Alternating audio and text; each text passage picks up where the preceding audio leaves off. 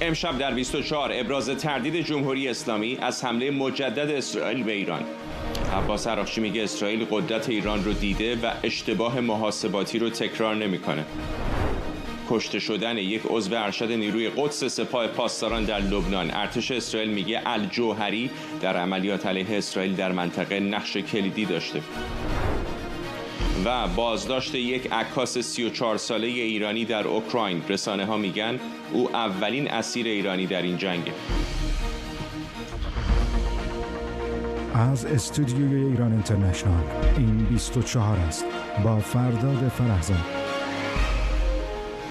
بینندگان ایران اینترنشنال در ایران و سراسر جهان سلام و وقت بخیر. در ایران رسانه‌های حکومتی از جمله روزنامه جوان نزدیک به سپاه پاسداران میگن اسرائیل توان ورود به جنگی فرسایشی و طولانی مدت یا درگیری با جمهوری اسلامی رو نداره. همزمان عباس عراقچی وزیر خارجه جمهوری اسلامی هم گفته اسرائیل قدرت جمهوری اسلامی رو دیده و بعید دوباره حمله کنه. عراقچی ایجاد نارضایتی اقتصادی در کشور رو به دشمن نسبت داده و هدف رو فروپاشی جمهوری اسلامی از درون خونده.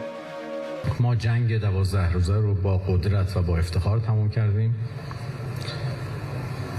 به دشمنانمون نشان دادیم که اشتباه محاسبه کرده بودند در مورد ایران و توانمندی‌های ایران و لذا این اشتباه محاسبه رو تکرار نخواهند کرد. اکنون به نظر میرسه که توطئه جدیدی در راه هست و اون این که به لحاظ اقتصادی شرایط رو به گونه‌ای بکنند که نارضایتی‌ها افزایش پیدا بکند دید اونها و این حکومت از داخل خودش دچار مشکل بشه. خبرنگارمون سمیرا قرایی از استودیو دیگر ما در واشنگتن به ما پیوسته. سمیرا، آقای عراقچی حرف از این میزنه که اسرائیلی‌ها توان ایران رو دیدند و دوباره حمله نخواهند کرد. یک مشکل بزرگ هست، اما قبلا هم جمهوری اسلامی همین حرفا رو زده بود و اسرائیلی‌ها حمله کردند در گذشته، اما اسرائیلی‌ها بارها گفته بودند که از هیچ اقدامی برای جلوگیری از رسیدن ایران به توان هسته‌ای جلوگیری نخواهند کرد و چنین هم کردن. بنابراین اگر کسی بخواد شرط بندی بکنه پولی این وسط بذاره، رو حرف اسرائیلیا به نظر بیشتر میشه اعتماد و اعتبار گذاشت تا حرف جمهوری اسلامی. یک بار هم ثابت شده در داستان هسته‌ای مشابه همین مسیر رو رفتیم. همونطور که خودت هم اشاره می‌کنی اون زمان جمهوری اسلامی مشغول مذاکرات با ایالات متحده بود، هرچند که الان میگن که ما اون زمان هم آماده بودیم و در حالت آماده باش نظامی به سر می‌بردیم، اما بدیهی است که اون زمان جمهوری اسلامی غافلگیر شد. مدت‌های مدید بود قبل از جنگ 12 روزه که اسرائیل هشدار میداد راجع به برنامه هسته‌ای و اینکه اگر که به یک توافق نرسند اسرائیل از طریق نظامی مسئله‌اش رو با برنامه هسته‌ای جمهوری اسلامی حل خواهد کرد. الان شرایط خیلی مشابه اون روزاست از نظر برنامه موشک‌های بالیستیک جمهوری اسلامی. آقای عراقچی این صحبت‌ها رو کرده، صرفاً از سمت دستگاه دیپلماسی ما این حرفا رو نمیشنویم. از سوی مقام‌های نظامی جمهوری اسلامی هم به تناوب شنیدیم در روزهای گذشته، در هفته‌های گذشته از شخص علی خامنه‌ای شنیدیم که جمهوری اسلامی خودش رو پیروز جنگ 12 روزه میدونه و اون حملات موشکی که انجام دادند رو دستاورد بسیار بزرگی میدونند که باعث شد اسرائیل به التماس بیفته برای آتش بس. این قرائتی است که جمهوری اسلامی داره از جنگ 12 روزه ارائه میده و در شرط فعلی میگن به خاطر اون چه که اونها دیدند دیگه جرئت نمیکنند که به ما حمله بکنند. اما این سمت از سمت اسرائیل داستان بسیار متفاوته و تمرکز بسیار رفته روی برنامه موشک‌های بالیستیک. الان گزارش‌هایی که داره منتشر میشه راجع به سفر آقای نتانیاهو به آمریکا که قرار هست روز دوشنبه در مارالاگو با آقای ترامپ دیدار بکنه. الان آقای ترامپ برای تعطیلات کریسمس و تعطیلات پایان سال رفته به ویلای شخصی خودش در مارالاگو. اونها خیلی متمرکز هست روی اینکه نتانیاهو بخواد ترامپ رو راضی بکنه راجع به یک حمله دیگر به جمهوری اسلامی. در روزهای گذشته هم راجع به این با هم فرداد صحبت کردیم مفصل. گزارش ها داره میگه که قرار هست یک آقای نتانیاهو بیاد یک گزارشی ارائه بده که جمهوری اسلامی در رابطه با توان موشکی الان داره چه اقداماتی انجام میده و از این طریق نظر مساعد ترامپ رو بگیره برای یک حمله دیگر به برنامه موشکی جمهوری اسلامی. هرچند گزارش‌ها ضد و نقیض هم هست راجع به اینکه چقدر برنامه موشکی جمهوری اسلامی با توجه به آسیبی که دید در جنگ 12 روزه خطری حتمی است که در 2-3 ماه آینده ممکن اسرائیل رو تهدید بکنه. گزارش‌های دیگری بود میگفت تا پایان سال 2026 ممکنه که مسئله بشه. همه این الان این بحث و حدیث‌ها هست. اون سفر بسیار مهمیه. بسیاری میگن که کلیت سر و شکل خاورمیانه توی اون سفر در خواهد آمد. سال رو با اون دیدار ترامپ نتانیاهو به پایان خواهند برد. ولی تحلیلگران هم دارند راجع به یک رویدادهای جدید، یک استراتژی جدید در خاورمیانه صحبت میکنن و اون هم این است که اسرائیل هرگز بابت تسلیحات متعارف به کشور دیگر این گونه حمله نکرده که به علیهش خطری نبوده باشه. اگر که بخواد توان موشک‌های بالستیک جمهوری اسلامی رو بیاره بذاره خط قرمز خودش، یعنی که عرصه رو داره تنگ‌تر میکنه از اون چیزی که پیشتر وجود داشت و خطر بروز درگیری و بروز تنش بین جمهوری اسلامی و اسرائیل در سال 2026 بسیار بالا خواهد گرفت. اگر که اسرائیل بخواد همون تمرکزی رو بذاره روی برنامه موشکی که گذاشته بود سالها روی برنامه هسته‌ای. ممنونم از تو همکارم سمیرا قرایی از استودیو دیگر ما در واشنگتن دی سی. همزمان ارتش اسرائیل هم میگه در عملیات مشترکی با شاباک سرویس امنیت داخلی این کشور حسین محمود مرشد الجوهری از اعضای برجسته یگان عملیات 840 نیروی قدس سپاه پاسداران رو کشته. ارتش اسرائیل با انتشار ویدئویی گفته الجوهری در حمله هوایی به منطقه ناصریه در شرق لبنان کشته شده. همکارم بابک اسحاقی از تل‌آویو گزارش میده. ارتش اسرائیل و شین بت سازمان امنیت داخلی این کشور از انجام یک عملیات هدفمند در لبنان امروز خبر دادند. عملیاتی که به گفته مقام‌های امنیتی یکی از عناصر کلیدی شبکه عملیاتی جمهوری اسلامی نیروی قدس از صحنه خارج شده. بر اساس این اعلام این عملیات در منطقه نصریه در لبنان انجام شده و طی اون حسین محمود مرشد الجوهری، فردی که اسرائیل او را یکی از تروریست‌های کلیدی معرفی کرده، هدف قرار میگیره و کشته میشه. به گفته منابع امنیتی اسرائیل الجوهری در سالهای اخیر نقش فعالی در طراحی و هدایت اقدامات نظامی علیه اسرائیل به ویژه در محور سوریه لبنان داشته. ارتش اسرائیل اعلام کرده که این فرد تحت فرمان نیروی قدس سپاه پاسداران فعالیت میکرده و در چارچوب سیاست‌های برون مرزی جمهوری اسلامی در تلاش برای ایجاد و گسترش زیرساخت‌های عملیاتی علیه اسرائیل بوده. به گفته ارتش این کشور فعالیت‌های او مستقیما در خدمت برنامه‌های امنیتی و نظامی ایران قرار داشته. در این زمینه مقام‌های اسرائیلی بار دیگر به نقش واحد 840 نیروی قدس سپاه اشاره می‌کنند، واحدی که به گفته اونها مسئول برنامه‌ریزی، هدایت و اجرای عملیات‌های مخفی و تروریستی جمهوری اسلامی در خارج از مرزهای ایران هستش. بر اساس ارزیابی‌های اطلاعاتی اسرائیل تمرکز اصلی این واحد بر هدف قرار دادن منافع و اهداف اسرائیلی چه در داخل و چه در خارج از مرزهاست. این واحد به ریاست اصغر باقری و با معاونت محمد رضا انصاری فعالیت میکنه. بابک اسحاقی، ایران اینترنشنال. علی سعدزاده تحلیلگر مسائل خاورمیانه از فرانکفورت و فرزین ندیمی پژوهشگر ارشد امور دفاعی و امنیتی در مؤسسه واشنگتن از همین شهر با ما هستم. ممنونم از هر دوی شما. آقایون، با آقای ندیمی شروع میکنم. چنین حمله آقای ندیمی چقدر این نشانه رو منعکس میکنه که همچنان جنگ به دست کم جنگ نیابتی بین ایران و اسرائیل همچنان برقرار هست و نه تنها اسرائیلی ها اهداف جمهوری اسلامی رو باز هم هدف قرار میدن، بلکه خود جمهوری اسلامی هم علیرغم همه این تلاش‌ها همچنان فعال هست که نیروش اونجا در نزدیکی مرز اسرائیل در لبنان بوده.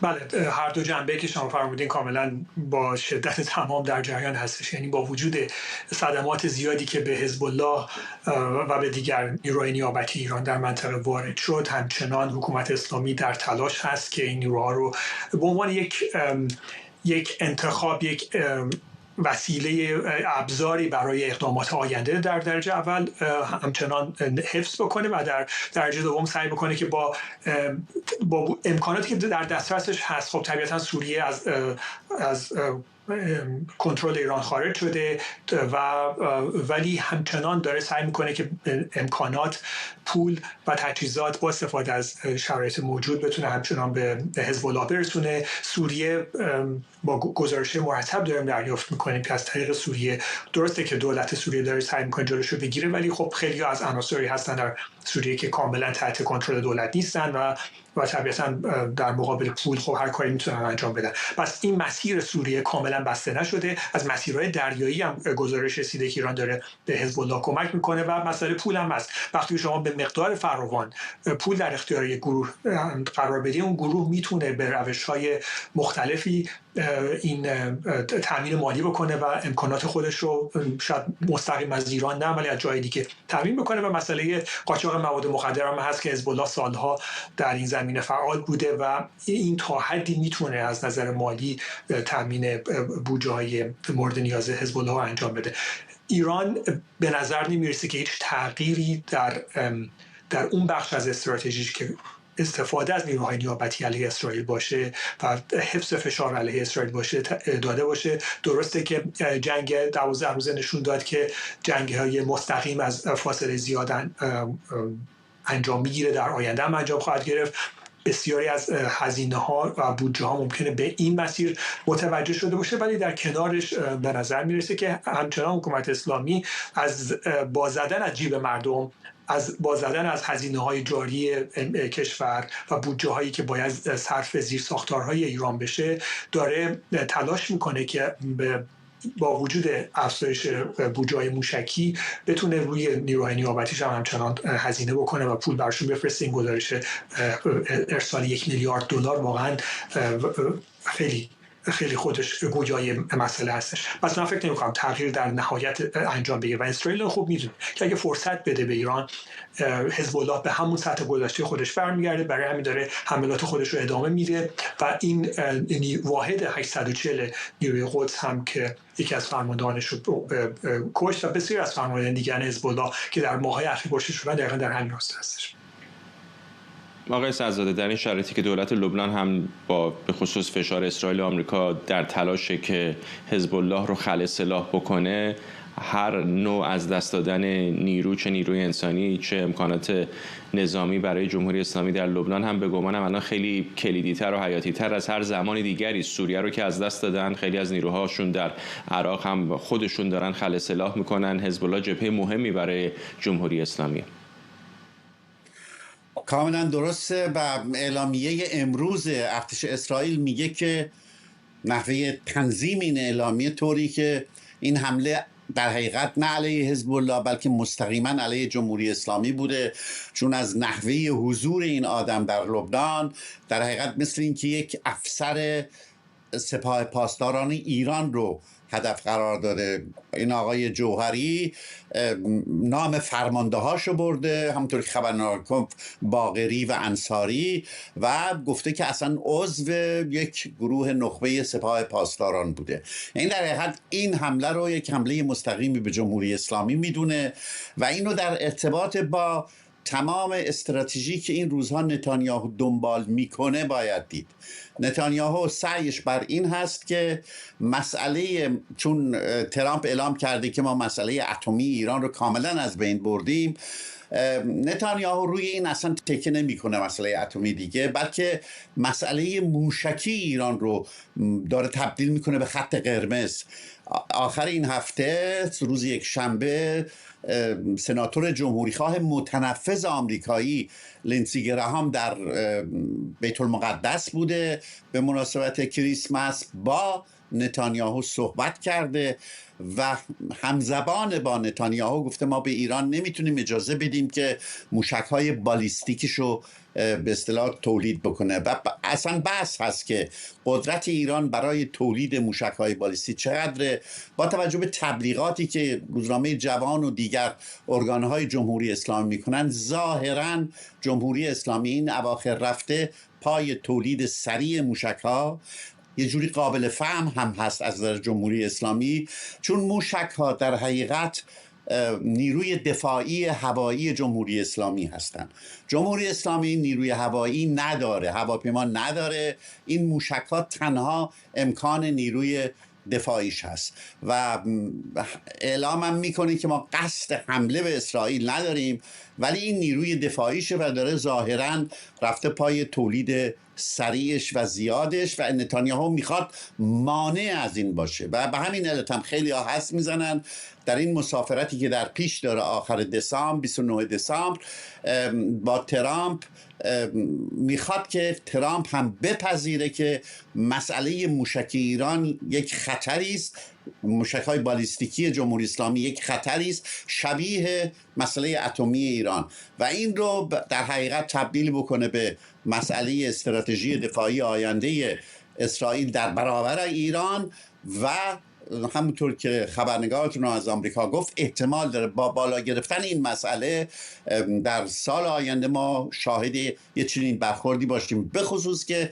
در درون ایران هیچ گونه به اصطلاح سیگنالی نشانی از سازش نمیبینیم. همین الان صحبت‌های آقای عراقچی رو هم که پخش کردید نشان از این داره که میدونن یه چنین برخوردی در راه هست. آقای عراقچی میگه در دشمن میخواد نارضایتی ها رو ببره بالا و نارضایتی های اقتصادی، این رو میبینن که داره چنین به اصطلاح مناقشات و برخوردهای نظامی آینده در راه هست به خاطر مسئله موشکی. ما به یه بنبست گرفتار شدیم.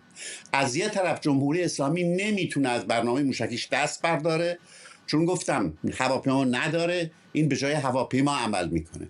از طرف دیگه نتانیاهو نمیخواد اجازه بده که جمهوری اسلامی به موشک‌های بالیستیک عمل بکنه. ایران هم از نظر دیپلماسی، جمهوری اسلامی از نظر دیپلماسی قادر نیست این به اصطلاح تنشی که به وجود اومده با دیپلماسی، با مذاکره به یه سطح قابل حلی برسونه. کار به جایی رسیده که حتی آقای پزشکیان هم اعلام کرد که بله، آقای مکرون بهش گفته مسئله موشک رو مطرح کرده.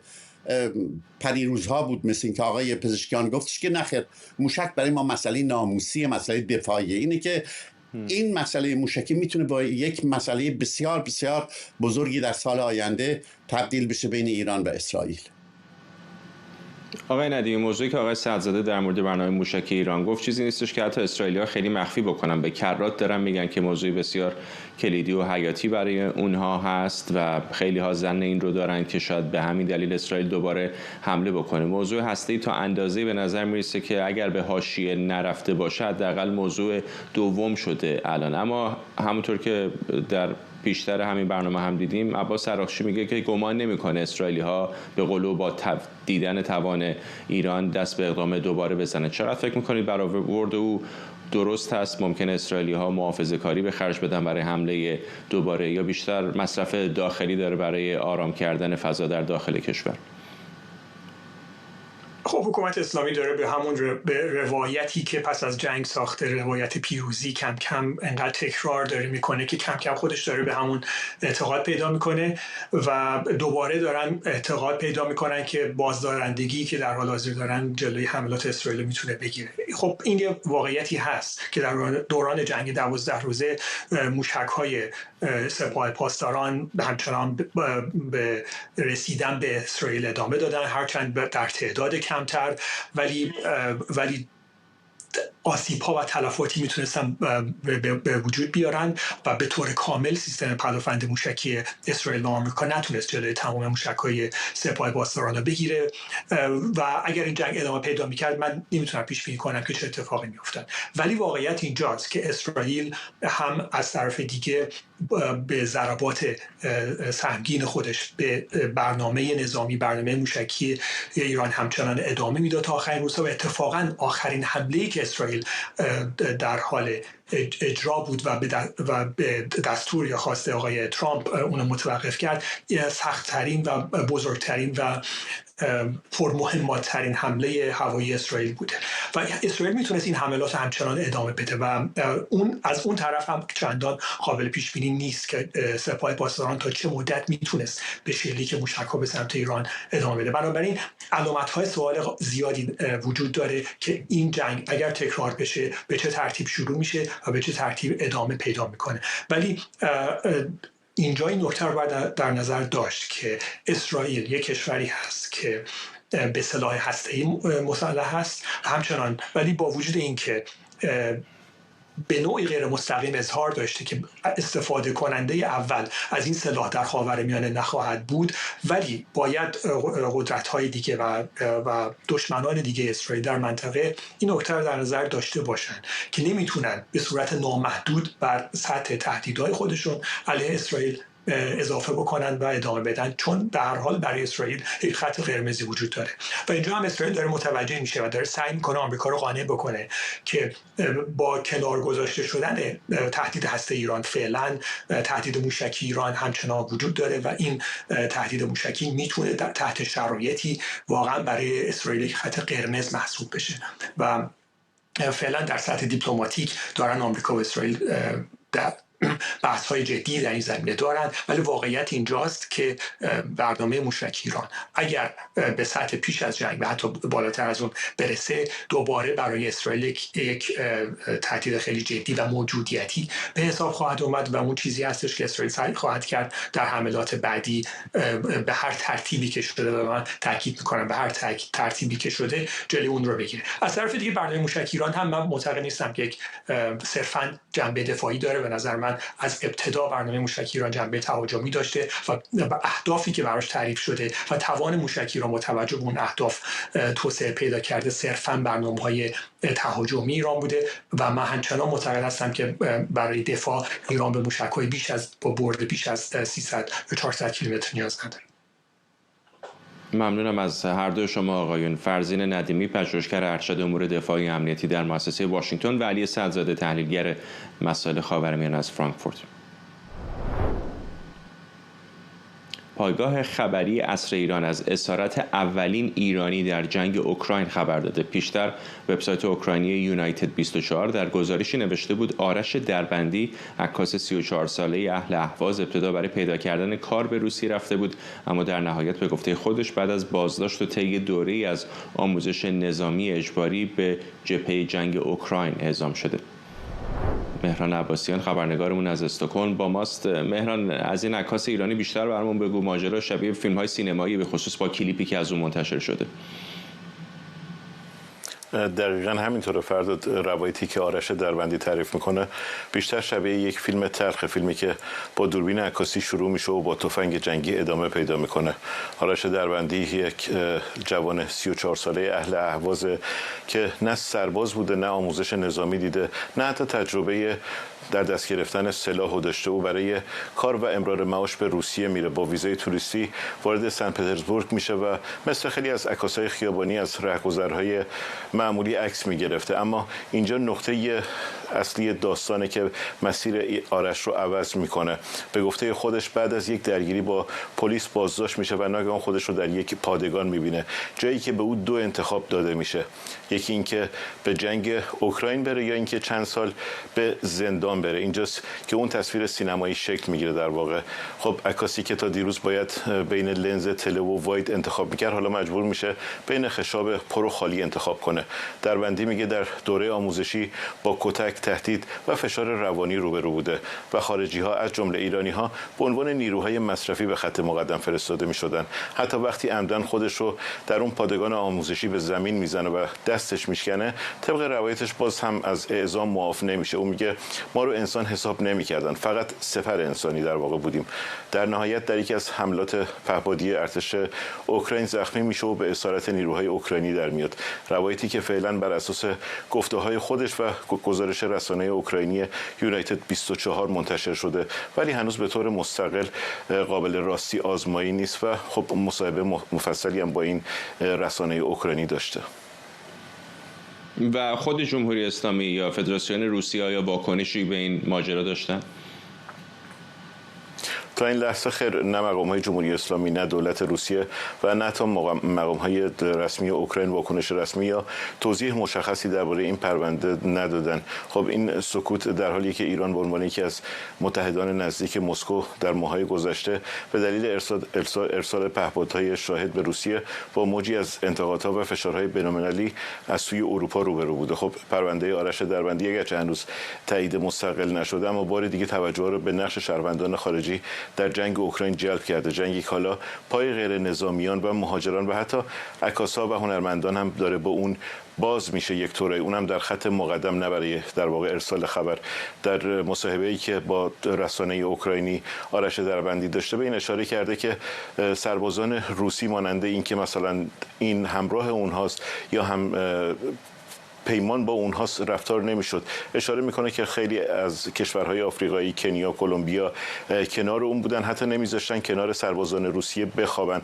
محل خواب این سربازها در واقع جدا بود. اشاره میکنه بسیاری از این سربازها با یک قرارداد 1 ساله به خاطر پول، خب کشورهایی هم هستن که مشخص وضعیت اقتصادی مناسبی ندارن می اومدن، ولی اشاره میکنه خیلی هاشون در دوران آموزشی پشیمون میشدن و میگفتن نمیخوایم ما به جبهه‌های جنگ بریم، اما سربازان روسی قبول نمی‌کردن. خود آرش دربندی اشاره میکنه که میگه بارها من گفتم ایرانیم و روسیه حالا کشور دوست ایرانه و گفتن اینجا ایران نیست و 2 گزینه بیشتر نداره. او خواسته در واقع اگه جرمی هم مرتکب شده دادگاهی بشه و به ایران فرستاده بشه. در بخشی هم اشاره به این داره آرش دربندی از جهانیان، میخواد که به روسیه و ایران 2 حکومت تروریستی که در اون هستن سفر نکنن. داستان سورئالی واقعا. مهران عباسیان خبرنگارمون از استکهلم، ممنونم از تو. در رابطه با تلاش دیپلماتیک برای پایان جنگ روسیه با اوکراین، کیف از آمادگی برای دادن امتیاز در چند نقطه کلیدی خبر داده و سرنوشت صلح رو به تصمیم مسکو منوط کرده. ولودیمیر زلنسکی با اشاره به جزئیات جدید از طرح 20 ماده‌ای برای پایان جنگ، اون رو اساس گفتگوهای صلح توصیف کرده. در همین حال همزمان ماریا زاخارووا، سخنگوی وزارت خارجه روسیه، گفته در مذاکرات با واشنگتن برای حل بحران اوکراین پیشرفتی آهسته اما پایدار در جریانه. در روند مذاکرات برای حل فصل مناقشه اوکراین، منظورم مذاکرات با ایالات متحده است، پیشرفتی آهسته اما پایدار در جریان است. این پیشرفت همونطور که بیشتر بارها گفته شده با تلاش‌های بسیار مخرب و حتی خصمانه گروهی از کشورها، به ویژه کشورهای اروپای غربی همراه است که می‌خواهند این تلاش‌ها را ناکام بگذارند و کل دستاوردهای دیپلماتیک به دست آمده را از مسیر خارج کنند. ما در گفتگوهایمان با دولت آمریکا پیوسته از همکارانمان می‌خواهیم که به طور فعال در برابر تلاش‌های مخرب مقاومت کنند. خبرنگارمون مریم رحمتی از مقر سازمان ملل در نیویورک با ماست. مریم، سخنگوی کرملین میگه پیشرفتی آهسته اما پایدار. مقامات دیگر در این مدت گفتند مذاکرات سازنده‌ای داشتیم. از این حرف‌های دیپلماتیک بسیار کلی و مبهم چه تصویر دقیق‌تری داریم از اینکه واقعاً چقدر دو طرف نزدیک‌تر شدند به یک توافق؟ فرداد، خبرهایی که فعلا داره منتشر میشه این امید رو به خیلی ها داده که به نظر میرسه که مذاکرات برای صلح اوکراین حالا وارد مرحله مهم و حساس شده و پیشرفت‌هایی هم در اون حاصل شده. میدونیم که مهمترین اختلاف‌ها بر سر کنترل‌های سرزمینی و تضمین‌های امنیتی بود که حالا به نظر میرسه حداقل اوکراین و ایالات متحده آمریکا به سرش به توافق رسیدن و حالا دیگه توپ در زمین بازی روسیه است و منتظر پاسخ روسیه هستند. این کشورها طرح 20 ماده‌ای که کرملین اعلام کرده روسیه اون رو از سوی ایالات متحده آمریکا دریافت کرده و داره بررسیش میکنه. به گفته دیمیتری پسکوف، سخنگوی کرملین، این اسناد توسط فرستاده ویژه روسیه از آمریکا به مسکو منتقل شده و کرملین در حال تحلیلش. مسکو گفته که پاسخش رو پس از بررسی کامل اعلام خواهد کرد. میدونیم که ولودیمیر زلنسکی رئیس رئیس جمهور اوکراین هم امروز ساعتی قبل اعلام کرد که حدود 1 ساعت با استیو ویتکاف فرستاده ویژه دونالد ترامپ و همچنین جرد کوشنر دامادش درباره چگونگی پایان دادن به جنگ اوکراین با روسیه گفتگو کرده. زلنسکی در تلگرام نوشته که گفتگوی واقعا خوبی داشته با اونها، جزئیات زیادی داشته این گفتگو و ایده های خوبی مطرح شده و به گفته او بعضی از ایده ها تازه هستند و بیشتر حول محور این که چطور میشه این صلح رو در واقع بهش نزدیکتر شد، واقعی ترش کرد صحبت کردن و همچنین اینکه در مورد قالب نشست ها و جدول زمانی هم با هم صحبت کردن. میدونیم که دونالد ترامپ در تلاشه که هرچه زودتر این توافق حاصل بشه و این جنگ پایان پیدا بکنه. در جریان انتخابات ریاست جمهوری هم دونالد ترامپ گفته بود که در 24 ساعت این جنگ رو پایان خواهد داد و هنوز هم در تلاش هست که این جنگ پایان پیدا بکنه. میدونیم که نزدیک به 4 ساله که این جنگ ادامه داره و در هفته‌های اخیر تلاش‌های دیپلماتیک و مذاکرات به رهبری ویتکاف و کوشنر به تدریج به گفته رویترز پیشرفت‌هایی داشته. به هر حال پیشنویس جدید ارائه شده در واقع و نسخه‌ای از خلاصه همون طرح 28 ماده‌ای است. فرقش اینه که الان 28 ماده‌ای تبدیل شده به 20 ماده‌ای و در واقع قبلا خیلی ازش انتقاد شده بود از این طرح که بیشتر با طرف روسی در واقع سایت کرده یا به نفع روسیه داره کار میکنه، ولی به نظر میرسه که حالا حداقل اوکراین راضی تر هست. اوکراین هم با کشورهای اروپایی و آمریکایی به این نتیجه رسیده که یک همکاری نظامی و تضمین امنیتی مثل اسرائیل دریافت بکنه که اگر دوباره حمله‌ای به اوکراین صورت بگیره اروپایی‌ها و آمریکایی‌ها در حمایت از اوکراین دوباره حاضر خواهد شد. در حال حاضر میدونیم فرداد امروز کریسمس هم اینجا در آمریکا، هم در اوکراین، هم در روسیه و کشورهای اروپایی در این روز رو تجلیل میکنن. خبرهای زیادی مطمئنا ما حداقل امروز و فردا نخواهیم شنید، اما خود ولادیمیر زلنسکی رئیس جمهور اوکراین گفته بود که انتظار دارند که تا روز چهارشنبه هفته آینده پاسخی رسمی از سوی روسیه دریافت بکنن. به هر حال باید ببینیم که پاسخ پوتین به این توافق و این مواد جدید در واقع ماده‌های جدید درخواست شده چه خواهد بود. مریم رحمتی از مقر سازمان ملل متحد در نیویورک، ممنونم. شایان سمیعی کارشناس امنیت ملی از ویرجینیا به ما پیوسته. آقای سمیعی، آقای ترامپ سرمایه‌گذاری سیاسی بسیار زیادی برای رسیدن به یک توافق بین اوکراین و روسیه کرده. الان هم دو طرف خیلی تصویر روشنی نمیدن، ولی در این حال از اون ادبیات منفی گذشتهشون کمتر شده. کمی محتاطانه از واژگانی مثل مذاکرات سازنده یا پیشرفت‌های ملموس و اینها استفاده میکنن. آیا شما هیچ سیگنالی میبینید که ممکنه در هفته و ماه‌های پیش رو به یک توافقی برسن؟ با عرض ادب حضور شما جناب فرهزاد بسیار گرامی، مردم شریف ایران و عرض شادباش برای کریسمس به همه باورمندان، بایستی عرض بکنم نه، برای اینکه ببینید در حال حاضر این دو طرف تخاصم تقاضاشون چیزهای متفاوتی هست. اوکراین علاقه داره به اینی که یک صلح پایداری ایجاد بشه. اوکراین نیاز به این داره که بتونه مملکت خودش رو حفظ بکنه. آقای پوتین در حال حاضر یک همچین نیازی رو در خودش و برای مملکتش در نظر نمیگیره. عرض میکنم خدمتتون که چرا. ببینید توی این درخواست 20 ماده‌ای که اوکراین اومده تنظیم کرده، مهمترین عواملی که ذکر شده تضمین امنیتی است و برنامه جامع برای بازسازی. این رو هم بایستی بپذیریم. روسیه پیشرفت‌های جزئی در خاک اوکراین داشته ولی موضعی که براش سختی ایجاد میکنه این هست که به مردم روسیه گفته بود ما جنگ رو به صورت خیلی زود و فوری میتونیم پیروز باشیم. الان فروختن یک برنامه صلح به مردم روسیه کار بسیار دشواری است برای آقای پوتین و ضمناً پوتین میخواد که اوکراین از مناطق لوهانسک و دونتسک کاملا خارج بشه و عضویت در ناتو رو ملغا اعلام بکنه. اینها چیزهایی هست که اوکراین نمیتونه ازش دست برداره تا زمانی که ایالات متحده نخواد پشت اوکراین در بیاد. به نظر من روسیه داره یک کار دیگری هم اینجا میکنه، میخواد مذاکرات رو تو شرکت بکنه که آمریکا رو به اصطلاح سر کار بگذاره و یک عمل مخالفی نسبت به اون نزاع میان ترامپ و زلنسکی رو انجام نده، بذاره اینا نزاعشون کماکان ادامه داشته باشه، ضمناً اروپایی‌ها رو هم به درد سر بندازه. آقای سمی، نشانه‌های زیادی وجود داره که احتمال بسیار بالایی اوکراین بخش از خاکش رو از دست میده. حتی اگر خاکش رو از دست نده ولی تعهد بده که عضو ناتو نخواهد شد یا تلاش نخواهد کرد به اتحادیه اروپا بپیونده یا هر سیگنال امنیتی دیگری به مسکو، آیا ترجمهش این نخواهد بود که با هر کم و کیفی پیروز نهایی این جنگ بالاخره روسیه بوده؟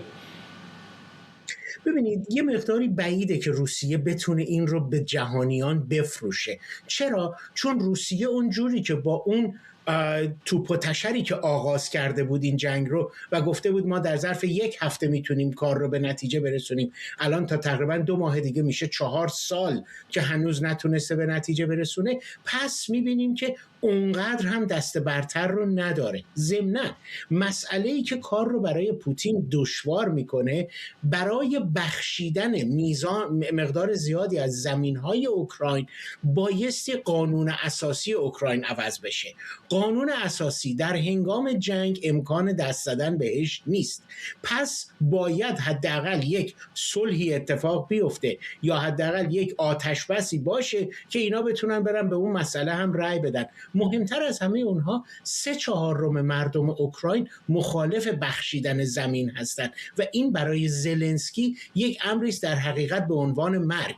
پس من فکر میکنم اینجا چیزی که اتفاق خواهد افتاد، اروپایی ها از طریق اعمال نفوذ قدرت نظامی بیشتر و میزان بیشتری خریداری تجهیزات از ایالات متحده پوتین رو به این نتیجه برسونن که این جنگ فایده ای نداره و باید با یک مقدار حفظ آبرو به فرض بگن هر کی هرچی الان دستش هست همونجا بگذاره، اسلحه رو بگذاره زمین و اونجا رو نقطه عطف آغاز مذاکرات شروع بکنیم. ولی من بعید میدونم که پوتین بتونه به این راحتی این مسئله رو با اروپایی ها به نتیجه برسونه. به اروپایی ها اشاره کردی، فرصت کمی دارم، ولی اینو میخوام ازتون بپرسم که به نظر میرسه که واشنگتن خیلی مشتاق‌تر از بروکسل و پایتخت‌های دیگر اروپایی است برای رسیدن به یک توافق. آیا فکر میکنید یک نقطه عطفی هم خواهد بود در اینکه چقدر اروپایی ها میتونن روی حمایت‌های امنیتی آمریکا حساب کنن؟ 100%. ما اصلا میدونیم که خانم کایا کالاس رئیس بخش سیاست خارجی اتحادیه اروپا هم اعلام کرده که ما روی امریکا نمیتونیم حساب بکنیم. امریکا یک زمانی ما باهاش روابطی داشتیم ولی در حال حاضر امریکا فقط به منافع خودش داره نگاه میکنه. پس ما هم باید بیایم برای حفظ منافع خودمون، حتی ممکنه که از یک توافق بد بگذریم و جنگ رو بخوایم ادامه بدیم، اما نخواهیم با اون چیزی که امریکا میخواد ما رو تحت منگنه بگذاره جلو بریم. ممنونم از شما. شایان سمی، کارشناس امنیت ملی از ویرجینیا با ما. پلیس ترکیه بیش از 100 مظنون به عضویت در داعش رو که قصد انجام حملاتی در کریسمس داشتن بازداشت کرده. دادستانی کل استانبول میگه پلیس به بیش از 120 محل در این شهر یورش برده و 115 مظنون رو بازداشت کرده. پلیس ترکیه گفته بر اساس اطلاعات اولیه هدف حملات برنامه‌ریزی شده در تعطیلات کریسمس بیشتر غیر مسلمانان بودند. جزئیات بیشتر از نرگس هورخش، خبرنگار ما در ترکیه.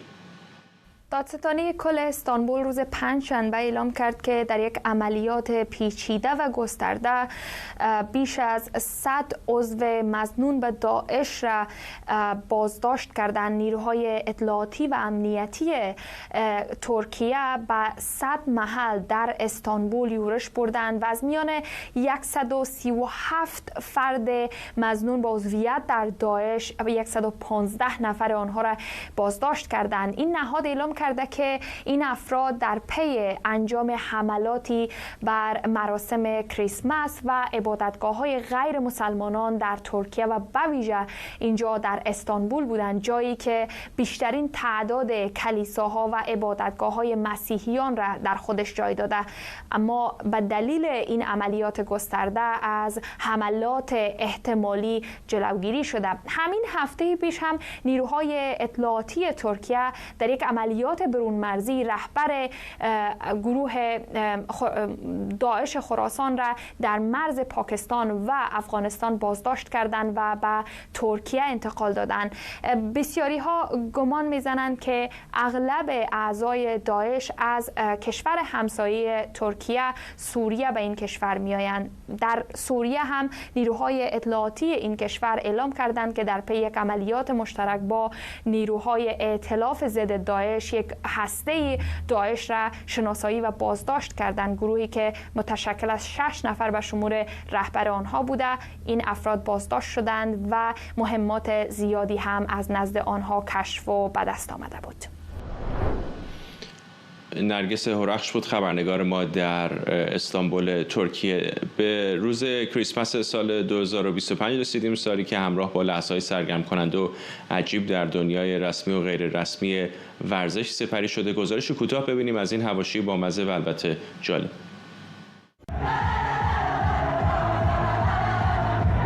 دنیای ورزش در سال 2025 هم مثل هر سال پر از لحظات شاد و اتفاقات بامزه بود. از رقص تیم ملی زنان ایتالیا توی یک پارکینگ در ژنو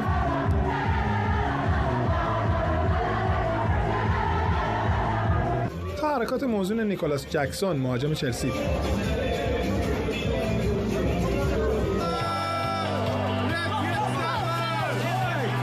ژاپنی‌ها که جمع کردن آشغال رو تبدیل به یک فرهنگ جهانی کردن، گفتن چرا مسابقه بین‌المللیش رو ترتیب ندن. تورنمنت آشغال جمع کنی که قهرمانش هم مشخص بود، خودشون.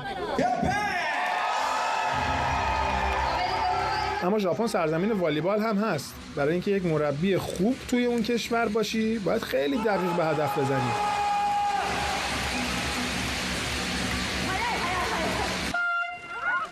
در انگلستان 17مین دوره مسابقات سالانه حمل همسر برگزار شد.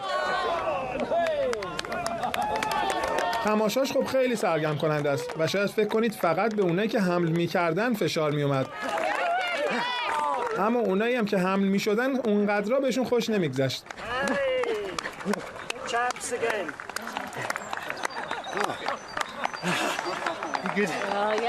مسابقه 12 ساعته استقامت ماشین‌های چمنزنی هم در جنوب انگلستان برگزار شد. رقابتی برای مردم محلی و یادآور این واقعیت عجیب که لامبورگینی سالها پیش کارش رو با ساخت تراکتور آغاز کرده.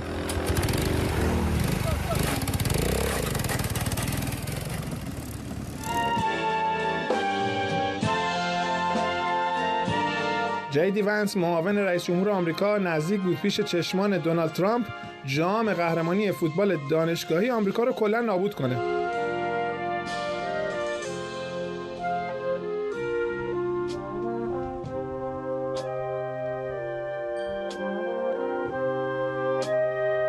اتفاق تکراری سال زنگ خوردن تلفن‌ها در کنفرانس‌های خبری بود.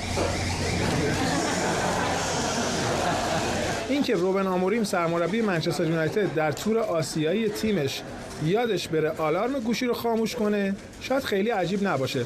عجیب اینه که همین داستان در کنفرانس خبری هانا همتون بعد از صعود به 1/4 نهایی یورو 2025 هم اتفاق افتاد، با این تفاوت که دروازه‌بان تیم ملی زنان انگلستان تماس تصویریش رو جواب داد.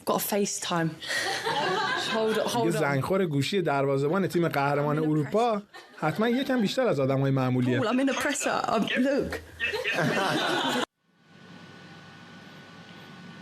خب در این روز کریسمس 2025 تصاویر زنده‌ای هم داریم در پایان برنامه از میدان سن پیتر در واتیکان و تزیینات جشن کریسمس. تا در واتیکان هستیم این رو هم اشاره بکنم که پیشتر ساعتی پیش شاهزاده رضا پهلوی در نامه‌ای به پاپ لئو هشدار داده درباره آزار خاموش و سیستماتیک که نوکیشان مسیحی در ایران به گفته او و از واتیکان خواسته از نفوذ دیپلماتیکش برای طرح وضعیت مسیحیان ایران در مجامع بین‌المللی و مطالبه آزادی زندانیان عقیدتی استفاده بکنه.